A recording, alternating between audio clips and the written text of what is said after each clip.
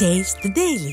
திருவாரூர் மாவட்டம் குடவாசல் பகுதியில் சம்பா சாகுபடி தொடங்கியுள்ள நிலையில் உரம் உள்ளிட்ட இடுபொருட்கள் தங்கு தடையின்றி கிடைக்க நடவடிக்கை எடுக்க வேண்டும் என விடிய அரசுக்கு விவசாயிகள் வலியுறுத்தியுள்ளனர். அதம்பார் உள்ளிட்ட பகுதிகளில் சம்பா சாகுபடி தொடங்கியதை அடுத்து டிராக்டர் வைத்து நிலங்களை உழுவதுடன் இயந்திரம் மூலம் நடவு பணிகளும் நடைபெற்று வருகிறது.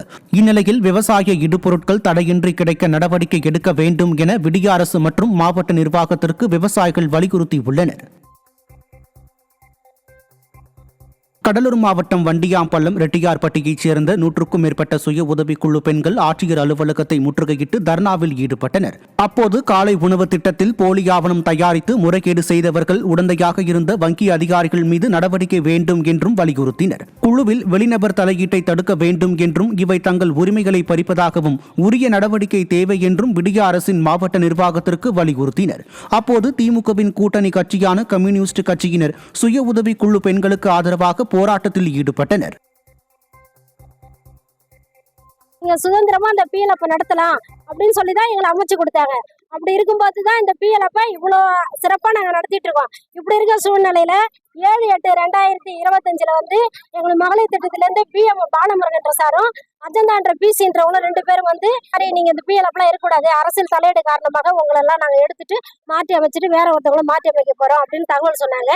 அதுபடி அவங்க திரும்ப 18/8/2025 கலெக்டர் ஆபீஸ் வந்துட்டு திரும்ப அதுக்கு நியாயம் கிடைக்கல. காஞ்சிபுரத்தில் பல கோடி ரூபாய் மதிப்புள்ள நிலத்தை திமுக பிரமுகர் அபகரிக்க முயல்வதால் பாதிக்கப்பட்டவர் ஆட்சியர் அலுவலகத்தில் தர்ணாவில் ஈடுபட்டார். திருமங்கலம் பகுதியைச் சேர்ந்த கந்தவேலன் என்பவருக்கு சொந்தமான நிலத்தை திமுக நிர்வாகியின் மகன் சுரேஷ் என்பவர் அபகரிக்க முயற்சிப்பதாக தெரிகிறது. இதையடுத்து கந்தவேலன் வழக்கு தொடர்ந்த நிலையில் நிலம் அவருடையது என தீர்ப்பு அளிக்கப்பட்ட பின்னும் உரிய பட்டா வழங்காமல் அதிகாரிகள் அலைக்கழிப்பதாக வேதனை தெரிவித்தார். அராஜகத்தில் ஈடுபடும் திமுகவினருக்கு உறுதுணையாக அரசு அதிகாரிகள் இருப்பதாக குற்றச்சாட்டு எழுந்துள்ளது.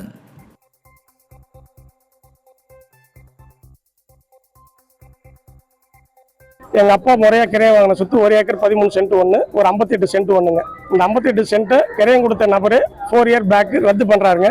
ரத்து பண்ணது செல்லாதுன்னு நான் நீதிமன்றத்தில் வழக்கு தொடர்ந்துருக்கேன். இன்னை வரைக்கும் நீதிமன்ற வழக்கு நிலுவையில் இருக்குங்க.